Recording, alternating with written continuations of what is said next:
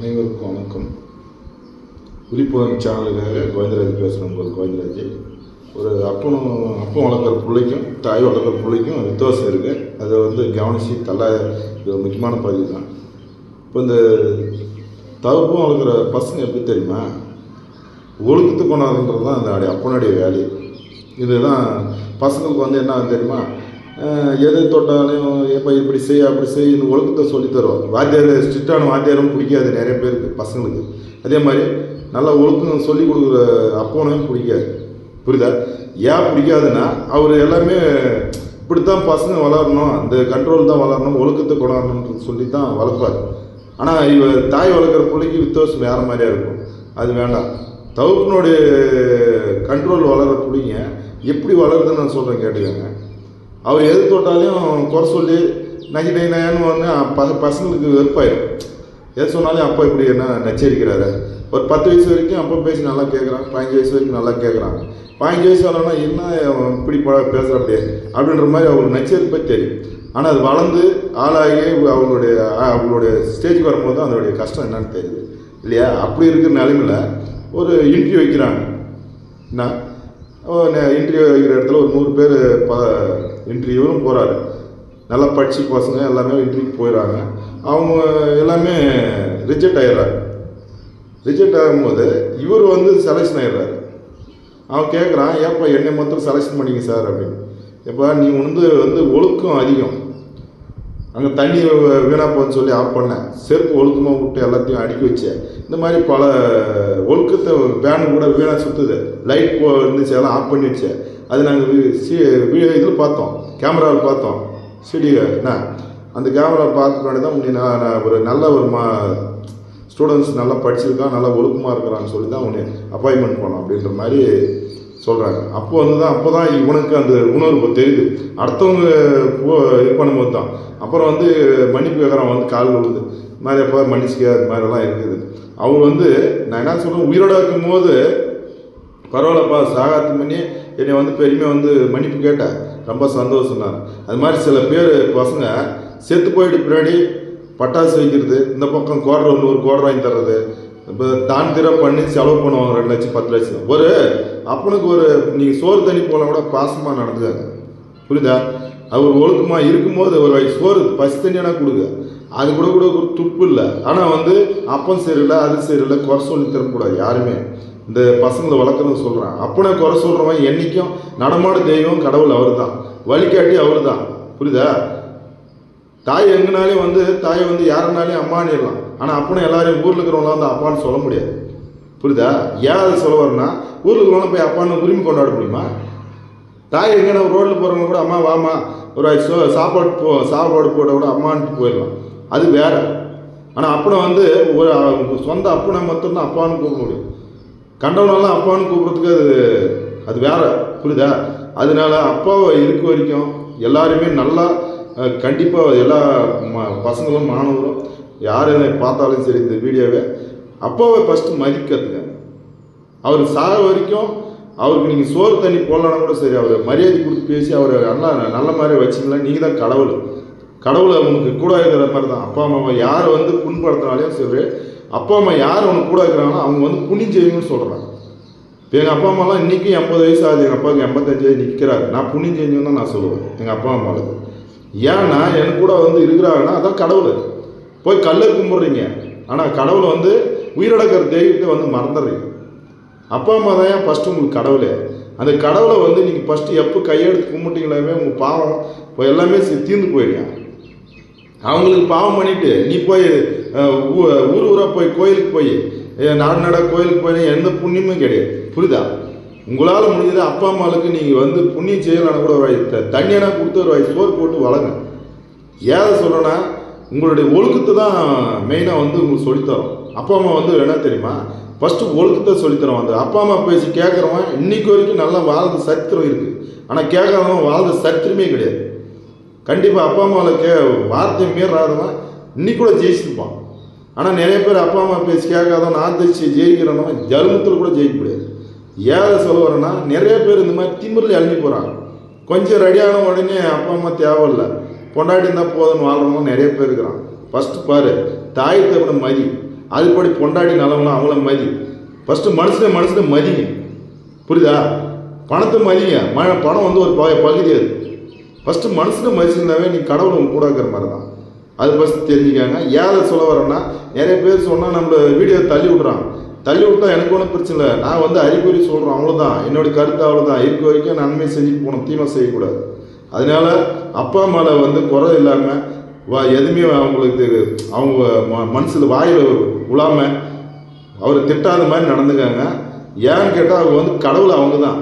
சரியே ஒரு பாட்டு வரும், மனுஷன் வந்து ஏன் கடவுள் கல்லாகி போனான்னா, உங்களை மாதிரி ஆளுகளை பார்த்தா கடவுள் கல்லாகி போயிட்டார். அவர் கல்லை போய் கும்பிட்றீங்க.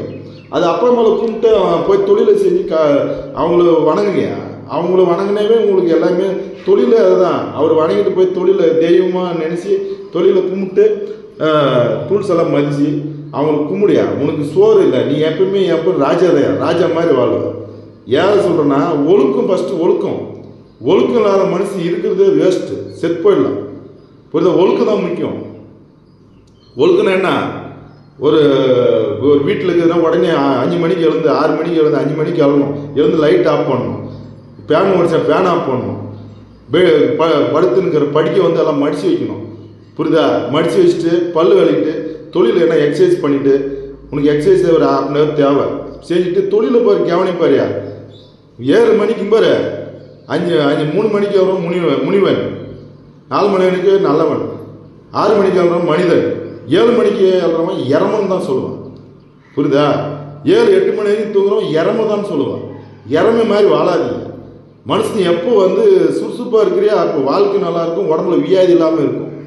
நீங்கள் எப்போ 7-8 மணி நேரம் தூங்குறீங்களா, வியாதி எல்லாமே வந்து சேர்ந்துக்கும், எல்லாம் வீணாக போயிடும். புரியுதா? அதே மாதிரி காலையில் இருந்து கஷாயம், சுக்காசாயம், சீரகத்தை எல்லாம் போட்டு காலையிலே குடிக்கணும். காலையில் வெறுவத்திலே குடிச்சிங்கன்னா உள்ளே இருக்கிற கழிவெல்லாம் மேலே மாத்திரம் குடிக்கிறீங்க, உள்ளே வந்து எல்லாமே அழுக்கு சேர்ந்துக்குது. அதனால எல்லாமே காலையில் எழுந்த உடனே ஃபஸ்ட்டு சுடுதண்ணி, சீரகம், துளசி, ஏதோ இந்த மாதிரி ஐட்டமெல்லாம் போட்டு நல்லா கொதிக்கணும். கொதிச்சு ஒரு அரை மணி நேரம் கொதிக்க வச்சு பண்ணி சுடாக குடிங்க. அந்த உள்ள இருக்கிற எல்லாம் கழிவுகள்லாம் உள்ள கழிவு போயிடும். இதெல்லாம் நிறைய விஷயங்கள் இருக்குது. சாயங்காலம் அதே மாதிரி தான். இது எல்லாம் அனைவருக்கும் இது வந்து இப்போ பயன்படுத்த நல்லாயிருக்கும். வியாதி வராது, சர்க்கரை, பிபி எதுவுமே வராது. உடம்புல இருக்கிற கழிவுகள்லாம் வந்துடும். அது உள்ளே போய் ஸ்டாக் ஆகிடும். இப்போ நீ மேலே மாத்திரம் குளிக்கிற, வாசனமாக சோப் போட்டு சன்ட் அடிக்கிற, சன்ட்டு புஷ்ஷுன்னு அடிச்சு என்ன பலன்? உள்ளே இருக்கிறது சுத்தம் பண்ணிங்க, பகுத்தை சுத்தம் பண்ணி குடிக்கணும். அதுதான் சுத்தம் பண்ணுறது தான் மெயின். மேலே இருக்கிறது எப்படினாலும் கழுவிக்கலாம். வயிறு வந்து சுத்தம் பண்ணணும். இதெல்லாம் நிறைய இருக்குது. அப்போ அவன் யார் குறை சொல்கிறத விட்டுருங்க. அவர் நன்மைக்கு தான் பாடுபடுவார். அதே மாதிரி செத்துட்டு பின்னாடி அவருக்கு கொல்லி வைக்கிறது தான் புள்ளன்னு நினைக்காதீங்க. அவருக்கு உயிரோடு இருக்கும்போதே கொல்லி வச்சிடாதீங்க. புரியுதா? நன்மையை செய்ய, அவங்களுக்கு தீமை செய்யாதீங்க. அவங்களுக்கு ஒரு வேலை சோறு போகலன்னா திட்டுறது வேலை விட்டுருங்க. அதே மாதிரி அப்பனை வந்து அனாவசியம் பேசுகிற வேலை விட்டுருங்க. இதெல்லாம் வந்து நிறையா இருக்குது. நான் என்ன சொல்ல வரேன், செத்து போயிட்டு பின்னாடி உயிரோட கறி வேணுமா, கோட்டர் வேணுமா எல்லாம் படிக்கிறீங்க போட்டோ வச்சு. ஏன் உயிரோட இருக்கும்போது ஒரு வாய் சோறு போட முடியாது உங்களால்? செத்து போயிட்டு பின்னாடி நீ என்ன படிச்சு இது என்ன படையல் போட்டு என்ன பிரயோஜனம்? என்ன லாபம்? என்ன குழி மேலே கொண்டு போய் இவ்வளோ கறி பழம்லாம் இவ்வளோ போட்டு அங்கே வச்சுட்டு சாமி கும்பிட்டுவார். ஏன் உயிரோட ஒரு வாய் சோறு, ஒரு ஸ்வீட்டு, இல்லை ஒரு கறி எவனை வாங்கி கொடுக்குற துப்பு இருக்குதா? இல்லை தண்ணி கொடுக்குற துப்பு இருக்கா? செத்து போயிட்டு கும்பிட்டு என்னையா லாபம்? உயிரோட இருக்கும்போது எல்லாத்தையும் வாங்கி கூப்பிட்டு கும்பிட்டு கடவுளாண்டி போ, உனக்கு எல்லாமே நடக்கும். நிறைய பேர் இருக்கிறான். நிறைய பேர் இந்த சொல்கிறான் அப்பனே மதிக்காதவன்னு சொல்கிறான். எவன் மதிக்கலையோ அவன்லாம் வந்து வீணாக தான் போயிடுவான். அவர் கடவுள் அவர்தான் ஃபஸ்ட்டு. அப்பா அம்மா கடவுளை மதிக்கிறவன் தான் கடவுளை. அவரை மதிக்கிறவன் என்னைக்கு நீ எங்கே போனாலும் ராஜா தான். அடித்து சொல்கிறேன் தில்லா நீங்கள் எப்பயுமே வாழலாம். அப்பனை குறை சொல்கிறவங்க என்றைக்கு எந்த வாழ்கிற சரித்திரமே இல்லை. சரித்திரமே கிடையாது. நிறைய பேர் சொல்கிறேன் போய் திமிரில் அழிவுது, அப்பம் பேசிக்காக போய் கொலை பண்ணிட்டு உள்ளே போய் 6 மாதம் வருஷங்க உள்ளே கிடக்கிறது. என்னான்னு போனால் போய் கிரிக்கெட் ஆகிட்டு அங்கே டைம் வேஸ்ட் பண்ணி அங்கே போயிடுறது. அப்புறமா தேவையில்ல ரவடித்தானம் பண்ணுறது. எதையோ உருப்படியாது. இன்றைக்கி வரைக்கும் அப்பம் வளர்த்த புள்ள இன்றைக்கி வரைக்கும் ஒழுக்கம் தான் இருக்கும். தெரியுதா?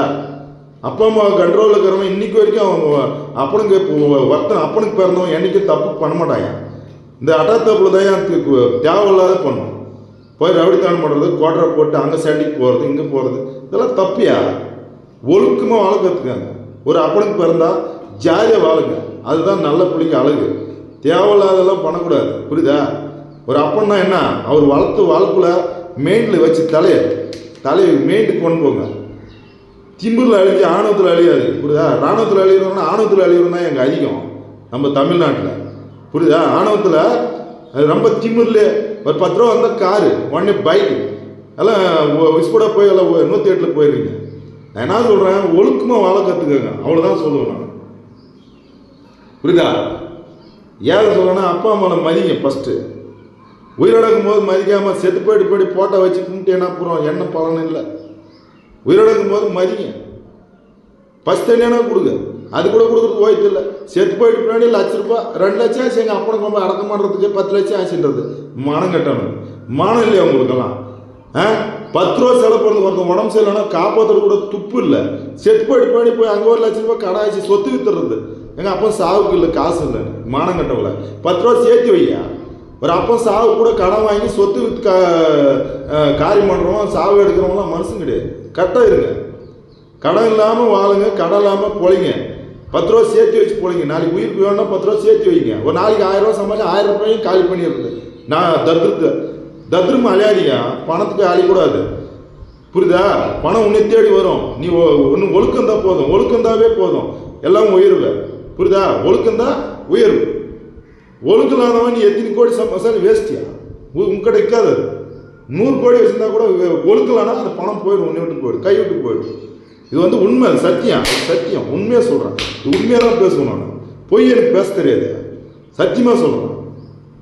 செத்தாலையும் பொழைச்சாலையும் தோத்தாலையும் ஜெயிச்சாலும் மீசை முறுக்கும்டா, புரியுதா? என்னைக்கும் அனைவருக்கும் வணக்கம். தப்பாக பேசாலும் என்னை மன்னிச்சுக்காங்க.